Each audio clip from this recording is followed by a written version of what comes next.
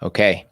Hey, if you can hear us, please let us know where you are listening to us from. And if you're watching or recording, welcome to Noble Warrior. This is a place where high performers interview others about how they create their own hero's journey. We're going to talk about mindset. We're going to talk about mental models. We're going to talk about actionable tactics such that you can take everything you learn and go on and navigate your own hero's journey. Now, of course, if you have any friends that could use this information, go ahead and share it on all your social media platforms so that way they can benefit from your discovery. My next guest is the America's most trusted sleep doctor. He's the author of 3 best-selling books. He has 19 years of career and thousands of patients. He's been on an expert guest more than 100 times on shows such as Dr. Oz, Oprah, The View, Anderson Cooper, Rachel Ray, Fox and Friends, doctors, on and on and on. Please welcome Michael Breus. Thanks, CK. Thanks for being here. You forgot to mention that you and I are good friends too. So I'm actually really excited to be having a conversation with you because you have fundamentally changed the way I think about sleep and what a contribution specifically for this thing that I have in my finger here. The ring, yep. The ring, the Oura ring. So before the ring, I thought I was just so gifted with sleep because when my head hits a pillow, within a minute, I'm out. Right. And then my body automatically gets up after 6 hours. I was just like, I got the sleep hacking thing down. And I got the ring. Then I was like, oh, I was so wrong. Because I got to look at my HRVs, my resting heart rate, how much I toss and turn. I was like, okay, not good. So, but I wanted to, so I have an audience of biohackers, high performers, flow junkies. So I want to give them a sneak preview before I get into some of the more philosophical question I want to ask you about. Okay. Sure. So I'm going to be asking you in this conversation, some of your signature hacks. Sure. The 4 stages of sleep, the 25-minute or 90-minute nap, the consistency equals sleep efficiency, progressive muscle relaxation, how to turn off your brain before you go to sleep, how to, set the mood with good night LEDs and anti-anxiety hacks and so on and so on. But so that's some of the promises, right? That these are your signature hacks. But I want to start off by asking you this question. Since you're speaking to an audience of high performers, if you can address why sleep is so important for a high performer, for a CEO, for an entrepreneur, sure, for a founder. Yeah, why don't we start there? So, when we talk about the fundamentals of performance, of energy, of intellect, of focus, of flow, right? We have to get ourselves into that state. And if you aren't well slept, it's literally impossible to do that, right? And so I talk to founders, I talk to entrepreneurs, I talk to biohackers all the time. I am a biohacker, I am a founder, I am an entrepreneur. And, we're all built in sort of this way where it's like high energy, high pace, let's go, let's get shit done, right? And so it's very valuable to have had a great night's sleep because number one, physically, your reaction time is faster, your movement is quicker. So most of you probably work out, probably helps you reduce your stress. Your workouts are easier when you're well slept. You actually perceive exertion, like physical exertion. The more sleep deprived you are, the more it feels like you're working, even if you're pushing the same weight. Cognitively speaking, you can't make decisions without good sleep, right? There's lots of data to show that you have a much higher risk profile when you're sleep deprived in terms of your decision making. That could be really bad for an entrepreneur, right? Because you could be overvaluing or undervaluing something. Believe it or not, I've even written articles about how entrepreneurs should sleep and how they can actually use that sleep in unique ways to help them understand new ideas. And then we've also got this whole idea of mood and spirituality and all of those aspects to us as humans. And quite frankly, they're founded in sleep, right? We, as my daughter likes to say, Dad, if you don't get enough sleep, you're a grumpy fish. Right. And so, that pretty much holds true.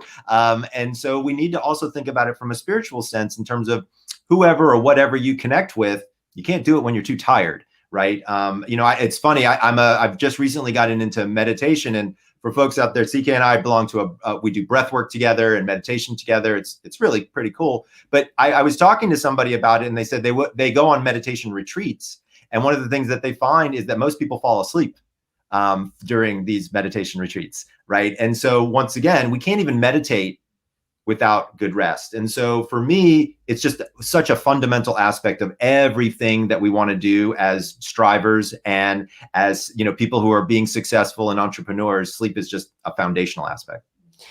Yes, I want to underline a few things that I learned from my research.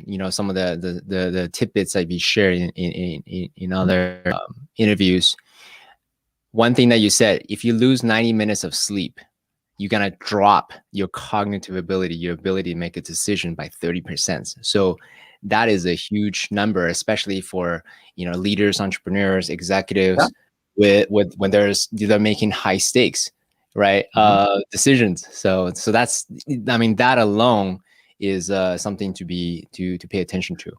It is. But there's also a second aspect to it that's important, which is if you lose 90 minutes of sleep, that will absolutely have a cognitive decline. But the real question becomes, how much sleep do you need, right? Because it's different. And so I'm here to tell all of you out there, 8 hours is a fucking myth, okay? Like it just is. So I'm going to tell you how the science on it works. The average sleep cycle is 90 minutes long, okay? And the average human has 5 of those cycles.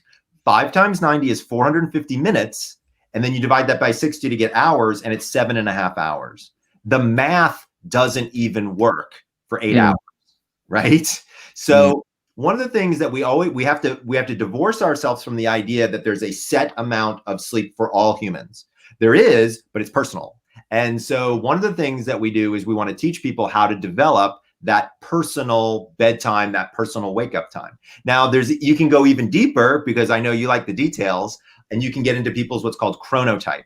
And so a chronotype is actually a genetically predetermined sleep schedule. And so one of the things that I do with all of my entrepreneurs and all of my high performers is we have to discover, where is your swim lane, if you will, for sleep? Like, what is that schedule that really works well for just you, where you're falling asleep naturally, waking up probably without an alarm, and waking up feeling refreshed and ready to meet the day?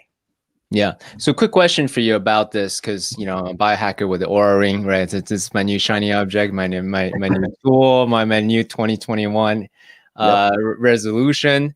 Would you say this is a good tool to optimize for my specific chronotype? And let me actually be more, a little bit of context around it. Because in my mind, I noticed this, that the sleep scores or the readiness score that this app gives me is optimizing for 8 hours. The more I sleep, the higher score I get. So how do I then calibrate for how I feel versus the specific scores? You know what I mean?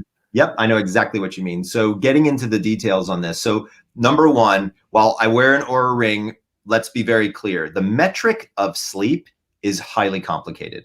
So originally, when we started tracking things, we started tracking things like steps, and steps are very easy to track because all you need to know is the length of your leg and your gait. And my daughter can do the calculus problem and tell you exactly how many steps that you're taking based on time, right? But sleep is a very, very different metric. So number one, we have lots of problems measuring sleep because historically we put 27 electrodes on people's heads and then we stick them in a laboratory with a camera on them, which isn't really great for sleep.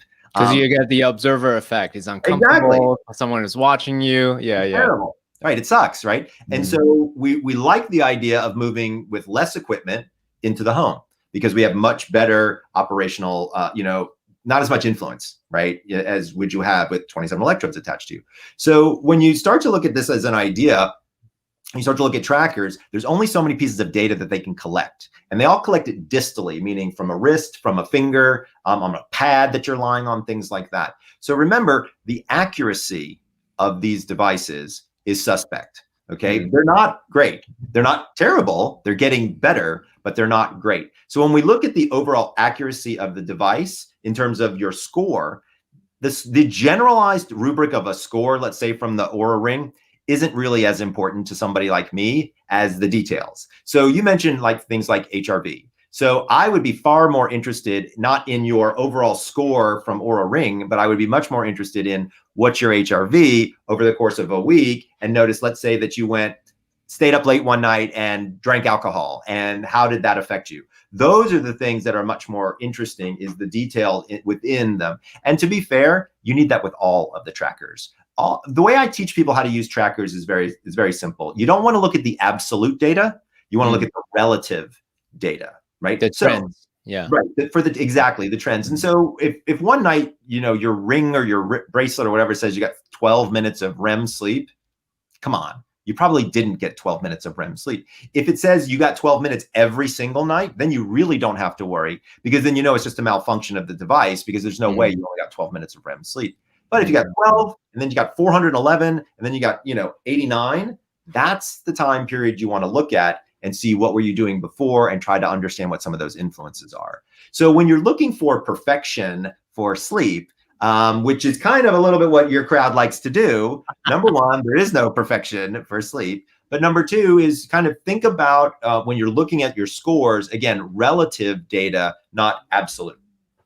Yeah, and thank you for that. So I'm going to go into the more tactical in a bit, but I think for the sake of our conversation, it would be worthwhile for the sleep scientists, the biohackers, right, the high performers who is looking for sleep optimization to really think about what are the 4 stages of sleep? So then that way they can think about effectiveness and efficiency. So absolutely, if you can share that, that'd be great. So when you look at the stages of sleep, to be very honest with you, there are some that are important and there are some that really aren't that important, right? So stage 1 is purely entry. It's like walking through a door. That's pretty much what it is. It lasts for 2 to 3% of the night. Every time you wake up and you go back to sleep, you kind of enter into it in stage 1. Stage 2 is the preponderance of the night. 50% of your sleep is stage 2. Unfortunately, there's not a lot from a biohacker standpoint that's really worthwhile in there. However, stages 3 and 4 and stages REM, those are the money stages. Those are the ones that we really want to optimize if we can. Stages 3 and 4, we call it beauty sleep or deep sleep, is actually your physical restoration. This is where we have the largest bolus of growth hormone emitted. This is where we have all kinds of cellular repair going on. Also, during this particular stage of sleep, we have an interesting thing happening in the brain. So sort of the waste management system of the brain, called autophagy, pulls out all of those proteins that are in your brain during stage 3-4 sleep, and avoids things like Alzheimer's and dementia and things like that. So stage 3-4 sleep is definitely one of those things that we want to either have at the level that we should see it based on our age and gender, or if we can, optimized, right? What we want to avoid are the deficits to stage 3-4 sleep. REM sleep is a little bit different in that we think of stage 3-4 sleep as physical restoration. REM sleep is mental restoration. So even though the proteins are out, now that the proteins are out, stage REM also has information. And so stage REM is moving information from your short-term memory to your long-term memory and creating an organizational substructure inside your brain in order to store information for data retrieval later, right? So if we're going to optimize anything, quite frankly, we want stage 3-4 and we want REM. And those are the ones that we really want to kind of focus in on if we can. I love the geekery, autophagy, substructures, and I'm smiling because of finally, that's awesome. I love it. Great. So one thing I noticed from the Oura Ring report, right? Hey, I'm pretty gifted with a deep level of sleep, but REM not so much. So is there anything that one could do tactically to say optimize more for either deep sleep or REM sleep? 100%. So number one, it all depends on your device. So remember, there may be an accuracy issue with a particular stage of sleep in a device, but I understand we want promotion of the 2 different areas in the best ways that we can. So there's a couple of things that make a lot of sense. Number one, exercise. So the single best way to improve stages 3-4 sleep is through exercise. There's a lot of data to suggest this. Regular exercise is good. You don't have to run a marathon. We're talking 20 minutes like a HIIT. But sort of 20 minutes, high intensity exercise type of thing once a day is really very good for sleep in general. It's one of the easiest ways to improve stage 3-4 sleep. One of the ways to avoid attacking stage 3-4 sleep is alcohol. So alcohol, unfortunately, while I like a glass of wine or a scotch, it absolutely beats the shit out of your sleep. And so you really have to think about, and what we've discovered now is it's the timing of the alcohol. So the moment you stop drinking to the moment you close your eyes, that time period is where the highest level of effectiveness is of alcohol on your sleep. And so it takes the average human approximately 1 hour to digest one alcoholic beverage. So if you drink one glass of wine, I would recommend drinking one glass of water and wait 1 hour before sleep. If you drink 2 glasses of wine, you would want 2 glasses of water and wait 2 hours before sleep. Yeah. You really don't want to bypass to the third drink. And I'll tell you why. From a science perspective, one of the things we know happens is people, when they hit the third drink, actually get energized, not relaxed. So we don't want to get energized before bed. And with men, there's data to suggest that at the third drink is where aggression starts. Again, we don't need to be aggressive at night. That's not necessarily going to be a good thing. So if you can limit it to 2 drinks and follow this guideline, you really shouldn't have much in the way of affecting in your sleep. Caffeine is the other big problem when it comes to stage 3, 4 sleep. So what was the word that you said? Caffeine. Caffeine. Got it. Yeah. And so, and to be fair, most entrepreneurs are caffeine junkies. They just drink a ton of it. And, you know, their Monsters and their Cokes and their, you know, coffees and all these other things. So when you start to look at caffeine, the big thing that all the biohackers out there have to understand is caffeine is not a replacement for sleep. Okay. You cannot drink enough coffee to replace a nap. It does not work. Okay. That being said, what caffeine does is caffeine stimulates the brain in a particular area or receptor site. Now, I'm going to get a little geeky on you, but I think you'll love it. So when a cell eats a piece of glucose, something comes out the back end. One of those things is this stuff called adenosine. Adenosine works its way through your system and goes to a very specific receptor site in your brain. And as adenosine accumulates, you get sleepier and sleepier and sleepier. Okay. If you look at the molecular structure of adenosine and you look at the molecular structure of caffeine, they're off by 1 molecule, which in and of itself is kind of philosophically interesting. The substance that is created naturally in your brain to put you to sleep, and then the substance that is created in nature or synthetically that keeps you awake is off by 1 molecule. So when you think about caffeine, you think about caffeine ingestion, there are a couple things that you want to think about. Stopping around 2 p.m. makes a lot of sense, and here's why. Average half-life is between 6 and 8 hours of caffeine. Most people go to bed around 10. If I can get half of it out of your system, it doesn't appear to have as large an effect on REM sleep. Now, we're trying to optimize here. So for true optimization, I would say if it's possible to fade caffeine and eliminate it completely, you're going to be in much better shape from a sleep perspective. Now, that being said, caffeine's not terrible. Caffeine's not a horrible thing. I'm not against caffeine. If people like caffeine or want to utilize caffeine appropriately, that's fine. Do yourself a favor though. Don't drink it first thing in the morning. So most people don't know, but sleep in and of itself is a dehydrative event. And so just from the humidity in our breath, we lose approximately 1 liter of water each night. Caffeine's a diuretic, you know, it makes you pee and it doesn't hydrate you. So if you're dehydrated when you wake up, number one, you need about 20 ounces of water. That would be absolutely positively the hack of the morning, which is, well, actually, I have a whole morning routine and I'll tell you about in a second. But yeah, let's do it. Oh, right now? Okay. So my morning routine is interesting. So when I wake up in the morning, instead of drinking coffee, what I do is I do 5 deep breaths while lying in my bed, just to wake up my respiratory system and just kind of say, wake up to the world. I then have a big shaker next to me with room temperature water. And I do 20 ounces of room temperature water.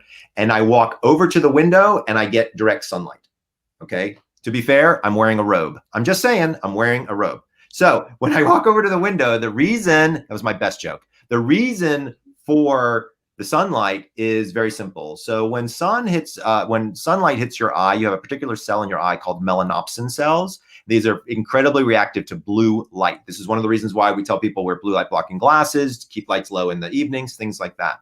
We can use this to our advantage if we wake up in the morning and get direct sunlight because it turns off the melatonin faucet in our brain.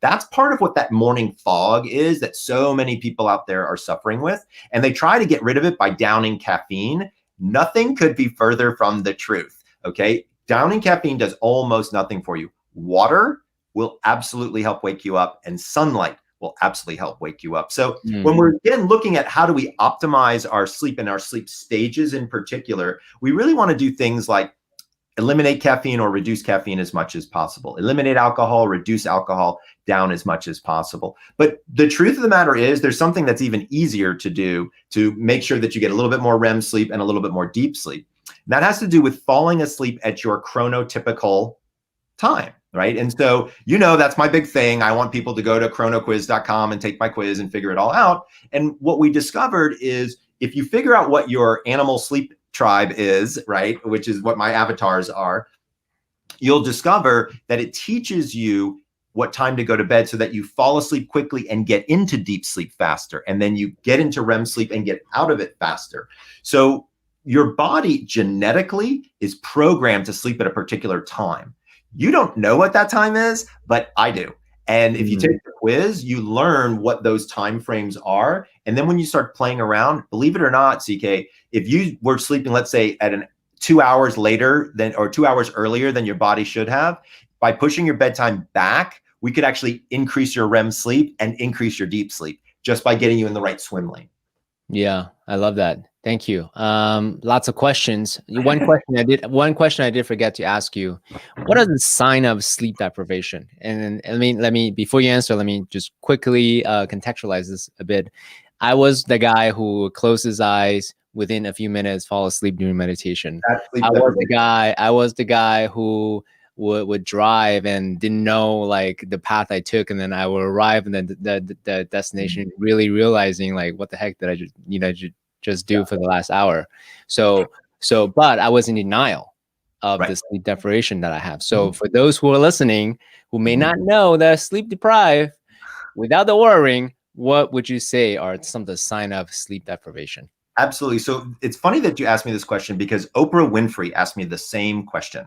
Okay, on her show, and I know you and Oprah, right? You guys are like this. Awesome. Yes. So she said to me, she said her boyfriend, his name is Stedman, and she said he falls asleep in like a minute. And I turned to her and I said, that's bad. She said, what? The natural process for falling asleep after you close your eyes should take somewhere between 15 and 20 minutes. Right?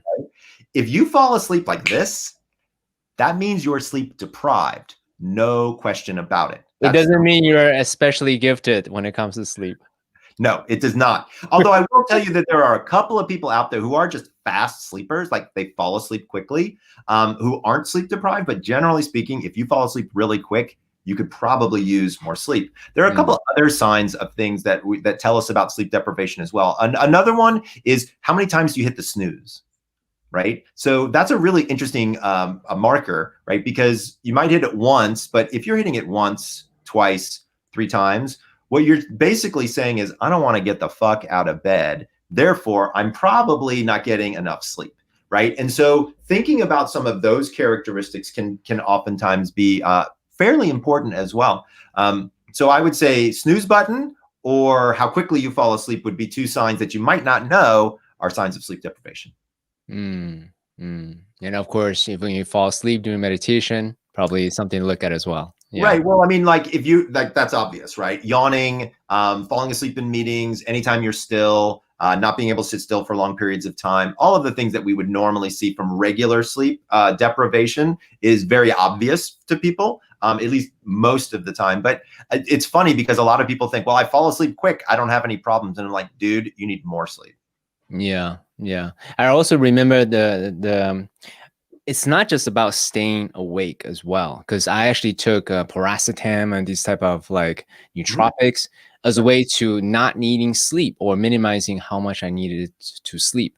Even though I was awake, but I was a walking zombie. Like I couldn't actually function optimally. So, and again, I want to really appreciate that you intentionally or not intentionally transform my life around sleep, because the quality, 8 hours versus 6 hours, it's so subtle, but it's a huge, dramatic, profound experience, right? Being, is there anything else for that they can pay attention to in terms of the subjective experience of, man, this is awesome, I have enough sleep, or it's awesome, I'm actually artificially doing this with caffeine and so on? Yeah. Well, one of the things I would say is even needing an alarm clock. You could look at that. Like I haven't used an alarm clock in 20 years. unless I've got a flight that's like at 5 o'clock in the morning where I know I have to be up. And then of course, I don't know about any of you, but every time I have that happen, I have the shittiest night's sleep ever. I wake up like every hour looking at the clock, waiting to get up at 5 o'clock or whatever it is. Actually, on that point, I was so excited to talk to you. Yeah. I only have 5 hours of sleep. So I was up at 4 because I was excited. So maybe you can give me a solution to that as well, because I wasn't anxious. I was just excited. So yeah. So that happens to me too. Don't feel bad. So number one, sometimes it's okay. Like, the thing to remember is sleep is never perfect for anybody, even for me. I can tell you 3 or 4 nights ago, I had a terrible night's sleep. I was concerned about something that was going on with my daughter, and it just was in my mind. That's normal, everyone. Like, please understand that sleep is a fluid situation. You don't have the same day every day. You don't have the same sleep every night.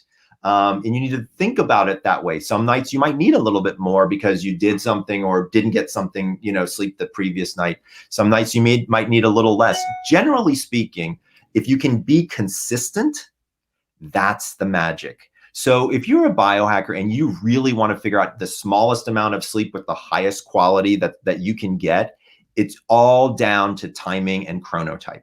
Here's what I can tell you happened to me. So I'm a wolf, which is a nighttime night owl. Okay. I don't like going to bed early at all. Quite frankly, I don't go to bed before midnight usually, right? I go to bed at midnight very, very consistently. And I would wake up without an alarm at 7:30. Okay. for our breath work. Yes. Exactly. Right. Then I started doing this for a while. And then all of a sudden I was naturally waking up at 7:15, still going to bed at midnight. Then I was waking up at 7. Then it was 6:45. Then it was 6:30. Then it was 6. I'm still going to bed at midnight. Okay.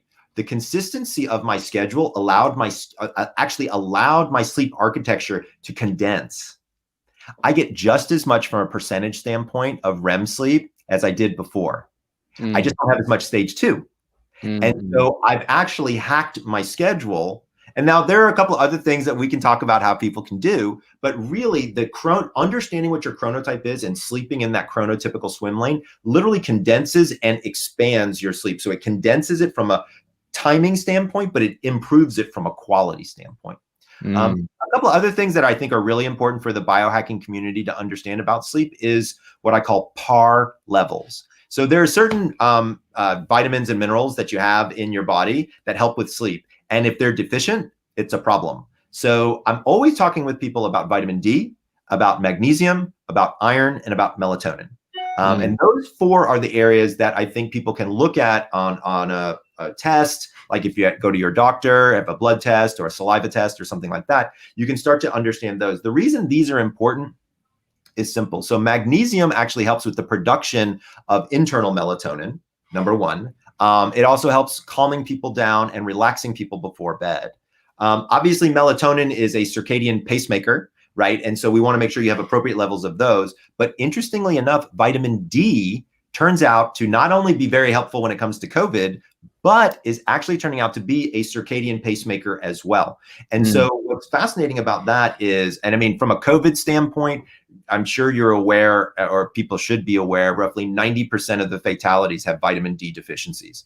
So for folks out there, like 5,000 international units of vitamin D, check with your doctor first every day, not a bad idea. Also, it's very helpful for sleep, as is the magnesium as well. For iron, I'm usually looking at my female patients for iron because I have a lot of female patients who can become anemic. And we know that iron has a lot to do with movement and sleep. And so when we see people who are anemic or who have low iron, they twitch a lot, they move around in their sleep a lot. And so sometimes using iron supplementation can actually settle that down quite nicely. To be fair, dude, I'm not a big fan of prescription medication. I know that there is a place and a time for that. And I've been doing this for 22 years at this point. So I can completely understand and appreciate that there are people out there who need sleeping pills to sleep. I 100% get that. However, I think that there's many people who are on sleeping pills who don't need to be. Yeah. I think there are people who've gotten habitually into that loop. And quite frankly, the medical profession has done almost nothing to help people get out of it. I would argue that the medical profession has been pretty irresponsible in some cases. But what's interesting is now what we're starting to see is more development in the prescription sleep space. And I would argue that that's a good idea. Now, you did hear me say I'm not a big fan of prescription meds, and now I'm saying it's a good idea that they're doing research, and I'll tell you why. Historically, the drugs that we've used for sleep, they've been benzodiazepines or non-benzodiazepine hypnotics. These beat the crap out of sleep. They make you sleep, but they don't give you great quality sleep. It's better than the benzos were. So the Restorils and the Valiums of the world almost destroyed your sleep. They kind of anesthetized you. The Ambiens, Lunestas, Sonatas, those of the world, those aren't as bad, but they keep your sleep architecture kind of okay, but it's not really particularly great. What I'm excited about are there's new medications that are coming on the market that are very targeted. So, for example, insomnia with anxiety is very different than insomnia with depression, right? Or insomnia due to pain, right? Or things like that. And so what we're now seeing is a more targeted approach based on people's problems, which I think it makes sense. But again, I'm not convinced that everybody needs a pill to sleep. But for those who do, I don't want you to feel bad about it or harmful about it. There's, again, many, many reasons why people would be on sleeping meds. Yeah, for sure. I mean, on Noble Warrior, our philosophy here is, hey, let's actually do it the natural way, quote unquote, first, right? Let's just, and then not to rely on pills to get that instant gratification if we can. And obviously, as you said, everyone is different. Sleep is very, very different, very complex, a lot of different variables. So quick recap, the 80-20 to start off is consistency as well as the chronotype. Yes. Then once you get those things home, then you can play with other variables like supplements and so on and so on. Is that correct? Absolutely, absolutely. And what I would say is also, just to be clear, most people are magnesium deficient and most people are vitamin D deficient. So it's certainly something that you're going to want to look at. And they do have a pretty significant effect on sleep. Yeah, for sure. Tactical question for you. This is something that I am curious about and something that I, quote unquote, suffer from. I fall asleep fast, but staying asleep is another issue, right? So basically 4 or 5 hours, then I'm up. And I used to think like, okay, that means my body's done sleeping, time to get up. But with the Oura Ring, I'm trying to optimize my score, so I'm trying to stay there longer. So what should I do? Should I take the honey beforehand? Should I stay asleep? Should I, if you want to share the affirmation, that would be great. So there's a lot of different things that go on when people wake up in the middle of the night. So first of all, you're not alone. Turns out it's the most popular question that I'm asked, other than what mattress should I buy? That seems to be the number one question that I'm asked. But the second one is, what do I do if I wake up in the middle of the night? So there's a lot of science here, and I'm gonna unpack a little bit of it. So as we're falling asleep, before we fall asleep around 10 o'clock at night, our core body temperature starts to rise. Around 10:30, it hits a peak and it begins to drop. That drop, number one, is a signal to our brain to release melatonin and start the sleep process. Our core body temperature continues to go down, go down, go down, go down. Around between 3 and 4 o'clock in the morning, our core body temperature starts to take a dip and go up, okay? And starts to rise. And as our body warms up, it gets us into lighter sleep, and then eventually awake. So it's not uncommon for people at that dip point to wake up in the middle of the night. That's number one. Number two, many people go to bed and unfortunately have to use the bathroom. And that can be another big thing that happens, especially when that dip happens. Sleep actually gets lighter. It goes from a deeper stage when you're changing in this temperature into a much lighter stage. So it's easier to get aroused or to feel your bladder in the middle of the night. So again, not uncommon. A couple of tricks there is, stop drinking fluids 2 hours before bed. If you're diabetic, that's not a good idea. Check with your doctor first. Be aware of your fluid intake. That can be very, very important, for those awakenings in the middle of the night.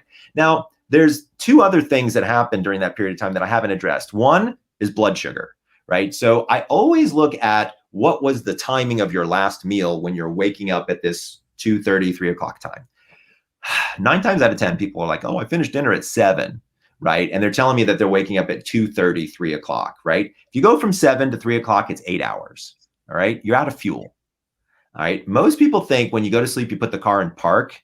Nothing could be further from the truth. In fact, REM sleep is the stage of sleep that burns the most calories. So you are burning through glucose all night long. And if you don't have enough fuel in the tank, your brain says, oh shit, and it spikes cortisol to wake you up to go look for food. And that's one of the things that I think happens in the middle of the night. So what I've discovered is this stuff called guava leaf tea. Not guava fruit and not guava juice, but guava leaf tea. There's at least one study to show that it helps keep your blood sugar consistent. I've actually also found that raw honey can be very, very helpful. Not a jar, but a teaspoon of raw honey. And don't get the kind that comes from the bear. You want the kind that's got the honeycomb in it. Like go to the farmer's market and get your honey. Okay, thank you. I appreciate that distinction because I was thinking about the bear. Yeah. I know. That's why I'm telling you, go to the farmer's market. You also, by the way, you want to get local honey if you can. The reason you want to get local honey is because of the particulates, the flowers, and all of the allergens that are in it. Your body will start to become immune to it, and they won't have as big an effect on congestion and things like that. So honey's got a lot of amazing medicinal purposes to it, but it's actually great for helping you with allergies as well. Now, I will admit to you that I have some patients who get the guava tea and the honey, and they put them together. And they find that to be quite helpful as well. Also, I want to mention. So quick question there, because you said 2 hours no fluid. When do I ingest guava tea? So in this instance, if you were waking up in the middle of the night to pee, then I would allow you to have just the 6-ounce cup of guava tea about 30 minutes before bed. I'd still want you to have stopped your fluids about 2 hours before, but then I would have you have that guava tea. See what happens. Again, I don't want you to be dehydrated. I don't want you, like, if you haven't drank enough water during the day, that, clearly you want to hydrate. Remember, hydration does help the sleep-related process. I love it. Yeah, I have this thing right next to my bed with the warm water. So whenever I wake up even a little bit and I feel that dehydration, right? That my eyes are dry, my throat's dry. Right. I just took a quick swig before I go back to sleep. So it's and it's perfect. Now, we've talked about situations that are remediable, but there are a lot of people who wake up at 2 o'clock in the morning and they're fucked. They're like, this sucks. I can't go back to sleep. And they are bing, wide awake. So let's address that as an issue as well. Yeah, actually, one of my friends, he said to me, hey, CK, I sleep twice. I will wake up at 4 and then I work a little bit, then I'll go back to sleep. So go ahead. So if you look historically, that's something that we did. So when we were an agrarian society, so a farming society, when the sun went down, people would have their last meal, go to bed. They'd wake up at like 2 o'clock in the morning. They'd have another meal. They may have sex. They may walk around the house and talk to people, because back then, you had entire families, extended families living in the home, that kind of thing. They would go back to sleep. They would wake up when the sun comes up and then start their day. So historically, our bodies, and we look at it from an evolutionary perspective, it appears as though there were 2 sleeps. When the Industrial Revolution hit and light bulb came about, we condensed our sleep into one sleep period during the darkness, because we were able to have light on different sides of that. So it kind of changed the whole kind of structure of sort of how we look at sleep. Yeah, totally, for sure. So when we get in the middle of the night, what are the other things that we need to do? There's one thing that we haven't addressed, which is attitude. And that turned out to be the most important one. So most people, when they get up in the middle of the night, they look at the clock, and what do they say? What do they say? Go to sleep, go to sleep, go to sleep. That's right. They say, oh shit. And they say, fuck, I got to go to sleep. And so they try to force themselves to sleep. Exactly. And they don't. All that happens is you cause autonomic arousal, you cause increase in blood pressure, increase in heart rate. The one thing that most people don't know is if you want to enter into a state of unconsciousness, you need to be at a heart rate of about 60 or below. So the object of the game in the middle of the night is to lower your heart rate to allow yourself to get back to sleep. There's 100 different ways you can do it. You can do it with 4-7-8 breathing. You can do it with progressive muscle relaxation. There's, again, lots of tools and techniques that you can use in the middle of the night. One of the things I want to talk about is optimism. So there's really interesting data to show that if you're positive before bed, not only do you fall asleep more quickly, but you have more positive dreams. To be fair, dude, we could all use more positive dreams right about now. So I want to tell people, when you look at the clock in the middle of the night and you say, oh shit, you want to flip that, okay? Instead of saying, oh shit, you want to say, that's awesome. And I'll tell you why. Because you want to change your attitude. When you look at that and you try to force yourself to sleep, it's never going to happen. There's another piece of data that most people don't know, which is if you're lying in bed for about an hour, still awake, you still get about 20 minutes of rejuvenation, if you will, from a bodily perspective. You're not moving around, your muscles are relaxed, you're getting some ATPs flowing through there. It's not a bad thing, right? So when you're lying there, you're actually doing your body some good. So that's fact number one. Fact number two is give yourself a break, okay? Look at the clock and say, you know what? I've had bad nights before. And if I don't fall back asleep, it's not like my head's going to pop off. I'll be able to get up and go to work. It'll be shitty, but I'll be able to go back to sleep the next night. And if I don't the next night, it'll probably happen the night after that. So number one, I'm not going to worry so much. Number two is Dr. Breus told me if I lie here and rest, it's worth a little bit of sleep. So that's good for me as well. I want to think about this as an opportunity, not as something that's been taken away from me. So now I have the opportunity to take a great nap this morning and fall back asleep. And if I do, that's awesome. And if I don't, I know I'll survive. What we've discovered by teaching people how to tell themselves this in the middle of the night is it lowers their anxiety, it lowers their heart rate, and the natural sleep process takes back over and they fall back asleep. So avoid that. I almost wonder if there could be an app or just a soundtrack, just the very soothing, affirming that hey, it's okay, exactly as you said. I love that idea. Your voice, yeah. Cool. Is there any? So one, I noticed one other common question that a lot of people ask you is this whole idea of I can shut up my brain before I go to bed. Now, the younger CK would definitely affirm to it. Luckily, I now have my spiritual practices, so I don't encounter that as much. I go to sleep early. But what would you say to those that have a very busy mind, the mental chatters, and they just can't shut it off? Yeah. So that's the third most popular question that I get asked, which is how do I turn off my brain at night? So to be fair, there's a lot of things there's a lot of things that people do that force their brain to keep thinking. Right. And so one of my favorite techniques is what I call a power down hour. So if you know what your bedtime is and you go back an hour, you can chop that time up into 3 20-minute segments, and you can really give yourself a much better shot at falling asleep and getting those thoughts out of your brain that are making it difficult for you. So 20 minutes for, just shit you got to do, 20 minutes for hygiene, and then 20 minutes for some form of meditation, relaxation, prayer, yoga, stretching, whatever slows you down, right? And helps you get there, right? And so for people who are forcing sleep, what's usually happening is they're looking at their watch and they're saying, oh shit, I got to get up at 6. Oh shit, I got to get up at 6. I better go to bed. It's 11. Oh no, I better go to bed. It's 12. Oh crap. Now I better go to bed. It's 1, right? And that's what happens. And you're toast at that point, right? Because you're working yourself up. I promise you from a performance standpoint, the data is incredibly clear. Go to bed. You will have better ideas. You will calculate better. You will think better with rest, and so getting people to kind of understand that is going to be, important. Yeah, for sure. Plus, you're a much better, more pleasant person to be around, as we know, as just people like pleasant people. So if you want to be quote unquote successful in the world, sleep more. I do want to tell you about a cool hacking device that works with this whole brain thing. If you want to hear about it, please, of course.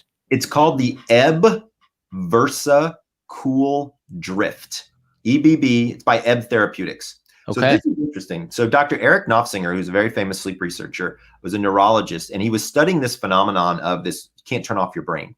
And he had been an ER doc early in his career. And one of the things that happens in the ER is if somebody cracks their head open, they actually wrap their head in ice.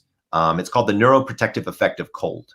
And so it just slows down the blood flow, the cerebrospinal fluid. So that way, you don't have massive problems, while you're basically patching somebody up, right? So he knew about this neuroprotective effect of cold. And he was doing MRI studies on insomniacs and watching the blood flow across the frontal part of their brain. And for the people who said they couldn't turn off their brain, they were right.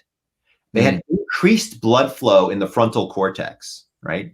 So he remembered this neuroprotective effect of cold, and he developed, it took him 5 years, but he figured out the right temperature and the right temperature flow and dynamics throughout the evening. You wear this device on your head.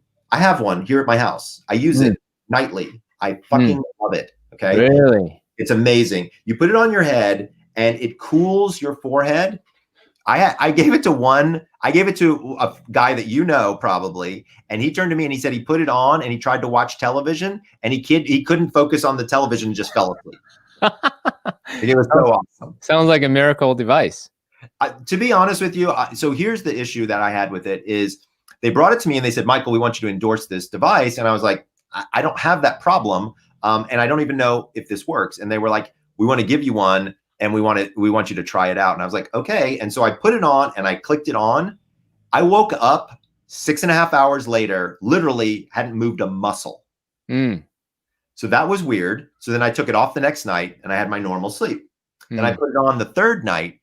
You know what it's like, CK, when you wake up and you just say, damn, I got a great night's sleep. Yes. Well, it happens rarely, but yes. That's what happened to me after wearing this device for a couple of days. Huh.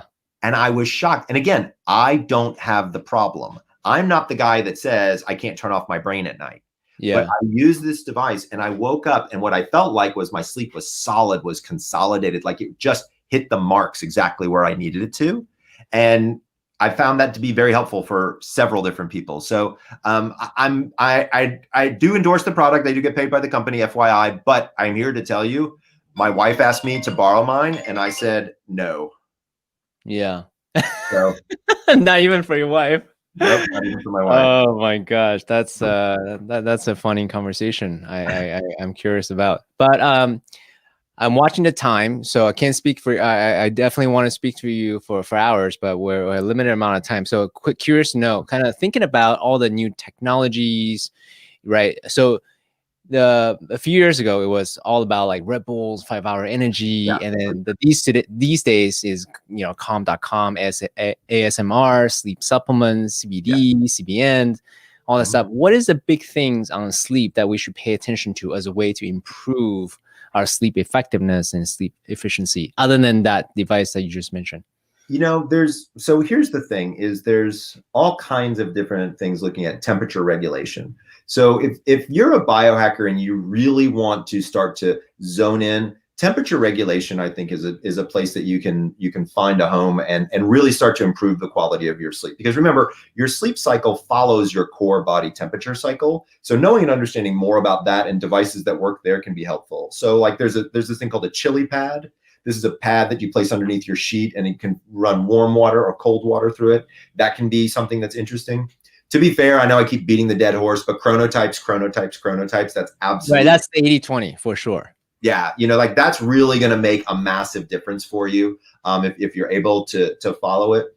For folks out there who are still struggling with getting to sleep or staying to sleep, there are some herbal supplements that can be beneficial. I've done deep dives on many different ingredients out there. So please feel free to head on over to my website, which is thesleepdoctor.com. If you go to the blogs, I've got 800 blogs in there of questions people have asked me. I've done monographs on ingredient profiles. There's more in there about melatonin, PEMF, ASMR. Like I've researched and looked at the science behind all of these things. So whatever you see out there, there's a reasonable likelihood I've probably covered it. But I do want to challenge all of your listeners that if you do have some interesting new ideas surrounding sleep, feel free to email me or email CK and we'll come back on and answer your questions and, talk about some of your sleep rituals and let you know how they make sense, how they may not, and different things you can do. Hey, Michael, I just really want to acknowledge you for, and you know what? One last question. Okay. Sure. You are more than just a sleep doctor because you have mentioned many times how sleep impacts relationships. Couple relationship. Actually, one other thing I also want to ask you, if I forgot to ask, you had talked about how you best console couples with opposite sleep cycles who want to also have sex as well. So what is that thing that you hinted but never shared on your TED Talk? Absolutely. So everybody wants to know what's the best time to have sex. So let's talk about it. So it turns out it's all biological. So you need 5 hormones to successfully have intercourse. You need estrogen, progesterone, testosterone. You need cortisol and adrenaline all to be high. And you need melatonin, the sleep hormone, to be low. So we did a survey and we discovered that 73% of people have sex between 10 and 11 o'clock at night. Okay. I'll give you one guess what your hormone profile looks like. your melatonin is high, and all the other hormones that you want are actually low. So that's hint number 1. Hint number 2, what do most men wake up with in the morning? An erection. Morning wood. Yeah. Morning wood, exactly. So if that's not Mother Nature telling you when to use that thing, I'm not sure what is, right? Most women are not interested in sex, not because they have a headache, it's because they're too fucking tired. Like many people are very exhausted at the end of the day and not necessarily interested in having sex. And so when we look at it from like what is the quote best time, believe it or not, it's morning. We see better performance, we see longer erections, and we see better connection with your partner. So it's pretty interesting. But the big question that people always have is, well, wait a second, if I'm dating an early bird and I'm a night owl, like how does that work? Like it's easy when we're both early birds or when we're both night owls, but what happens with the difference there? So I actually created a matrix in my book where you can put so I've got male on one side, female on the other side. And then I've also created multiple for lesbian couples and for homosexual couples because the hormones are different, and matrices there based on your chronotype. So it's not as complicated as it sounds. I give an early morning time for sex and then an early evening time that works out perfectly from a hormonal standpoint based on the 2 chronotypes.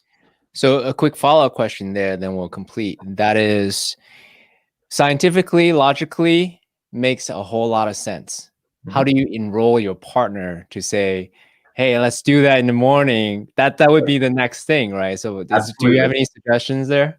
Absolutely. So this actually turns out to be a lot of fun because it becomes an adventure, right? And so what a lot of people will do is they say, hey, I just took my chrono quiz and I'm this chronotype. You take your chrono quiz and what your chronotype is, and it will actually teach us a lot of different things about ourselves, our sleep schedule, when to drink coffee, when to drink alcohol, things like that. And usually the partner's like, oh, well, that sounds kind of interesting. And then they pose the sex question and they say, actually, also, one of the other things is it talks about how there are better times to have sex. And one of those times is in the morning time. Now, what's really interesting for most guys is they don't realize it, but a lot of women would actually prefer to have sex in the morning time. And so this actually turns out to be quite an invitation. And so a lot of times your partner, whether it's a same-sex partner or opposite-sex partner, actually may like that idea, right? And it's a great conversation starter, right? Because you can say, well, I've got this chronotype and you've got this chronotype. How do you think we should do that? And it opens up the door for a really fun, interesting conversation. And so what I tell people all the time is try it. Right. Yeah. I'm giving you the prescription for having sex in the morning. So all of the listeners out there, I want you to try having sex in the morning for the next week and let me know if it's any better or any worse. Right. Michael Breus, ladies and gentlemen, thank you so much. I mean, I could literally talk to you for hours, but I'm also watching the time. So I want to take a few moments to just really acknowledge you, Michael. Thank you so much for sharing your expertise, your knowledge, your wisdom generously to my listeners, and really get into not just the philosophical, the framework, but also the tactical, right? And I also want to acknowledge you for saving people's sleep, saving people's inner peace, their cognitive ability, but ultimately saving their lives. Because I have stared at, I mean, that's a whole other story. I accidentally stabbed myself because I fell asleep doing a laboratory section. Oh my gosh. Luckily I'm here. So hallelujah, God bless. But and also saving people's relationship. So just, thank you so much for the work that you do. Really acknowledge you. Thanks. I appreciate you. Beautiful.